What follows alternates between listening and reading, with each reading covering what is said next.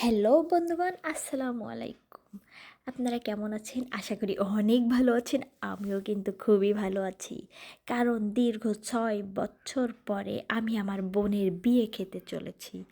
যেহেতু বোনের বিয়ে বলে কথা, সেহেতু তো আমাকে অবশ্যই একটু সাজুগুজু পরিপাটি সেই রকম একটা প্রিপারেশন নিয়ে যেতে হবে। যার কারণে আমি দ্রুত চলে গেছি মার্কেটে এবং গিয়েই মোটামুটি ড্রেস যেখানে যতটা আছে সব ট্রায়াল দেওয়া শুরু করে দিয়েছি, কারণ আমার ভীষণ ভিআইপি একটা ড্রেস লাগবে, যেটা আমার শ্বশুর আমাকে কিনে দিবে। তারপরে চলে গেলাম নিউ মার্কেটে, সেখানে গিয়েও অনেক অনেক ড্রেস দেখেছি এবং অবশ্যই নিউ মার্কেটের এই আইসক্রিমটা তো আমি কোনোভাবেই মিস করি না। নিউ মার্কেট গেলে তো এটা খেতেই হবে খেতেই হবে।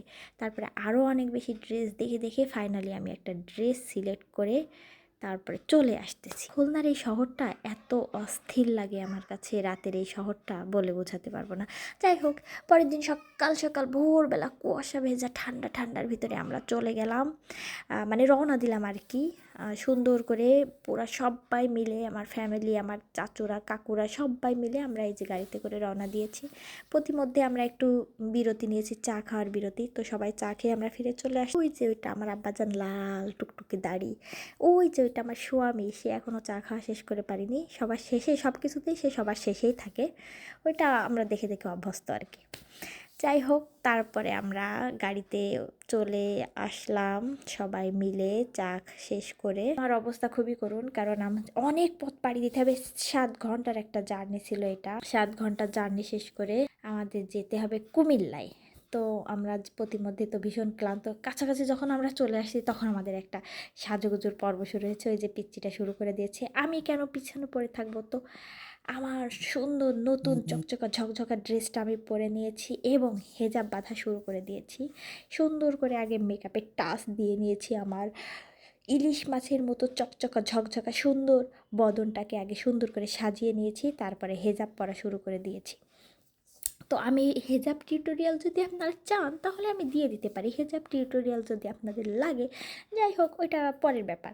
এখন হচ্ছে সবাইকে আমি গাড়ি থেকে বের করে দিয়েছি। বের করার পরে আমি একা একা গাড়িতে হেজাব বাঁধতেছি। আমার শ্বশুরমশাই আবার পিছন থেকে এসে দেখে গেল তার বৌমার ঠিকঠাক মেকআপ করা হয়েছে কিনা।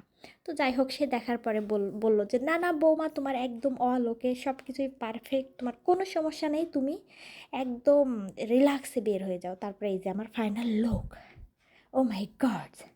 যাই হোক, আমরা চলে এসেছি আমার বোনের শ্বশুর বাড়িতে। তো ছাদে উঠে আমি সুন্দর করে দেখতেছিলাম, ছাদ থেকে বাইরের ভিউটা দেখতেছিলাম। তারপরে এই যে রুমটা দেখতেছিলাম, গ্লাসে একটু নিজেকে দেখতেছিলাম। তারপরে চলে এলো খাওয়া দাওয়ার পর্ব। আমরা সেই ভিআইপি একটা খাওয়া দাওয়া দিয়েছি সবাই মিলে, মানে এমন খাওয়া দাওয়া আমি তো শেষই করতে পারিনি, পুরো অর্ধেক খেয়েছি আর পুরো বাকি সব আমার স্বামীর পাতে উঠিয়ে দিয়েছি। কারণ আমি তার পাশে বসেছি এই কারণে যে আমি খেতে পারবো না, যা যা খাবো না সবই তার উঠাই। সবাই মিলে ঘোরাটা অনেক বেশি এনজয় করেছি, কিন্তু সবাই ছিল এখানে, আব্বু, কাকারা, খালুরা, মানে অনেক মানুষ। যাই হোক, এই যে তারা সবাই অনেক বেশি পান খাচ্ছে এবং পানের মশলা নিয়ে অনেক বেশি এক্সাইটেড ছিল। আমরা পান নিয়ে গেছিলাম। তারপরে আমি একটু গ্লাসে আমার ড্রেসটাকে দেখছিলাম আমাকে কেমন দেখাচ্ছে।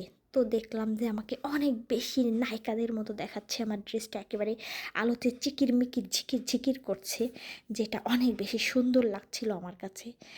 সারাদিন ঘোরাঘুরি করার পরে আমরা যখন বের হয়ে আসব তখন সন্ধ্যা হয়ে গেছিলো। আর এটা ছিল বাড়ির বাইরের লুকটা, আশপাশের লুকটা এরকম অনেক সুন্দর ছিল। আর অনেক বেশি গাছগাছালি লাগানো ছিল, যেটা আসলেই অনেক বেশি মনোমুগ্ধকর। আর এই যে ওই পাশে একটা মাঠ দেখা যাচ্ছে, আর এই সাইডে হচ্ছে বাড়িটা। এই যে হচ্ছে বোনের শ্বশুর বাড়ি। যাই হোক, এটা অনেক বেশি সুন্দর ছিল। এটা ওদের গ্রামের বাড়ি। আর তারপরে আমরা চলে হচ্ছে রাত সন্ধ্যায় সাথে সাথে বের হয়ে গেছি এবং রাত 3টায় আমরা বাসায় এসে পৌঁছাইছি, টানা 7 ঘন্টা জার্নি করার পরে।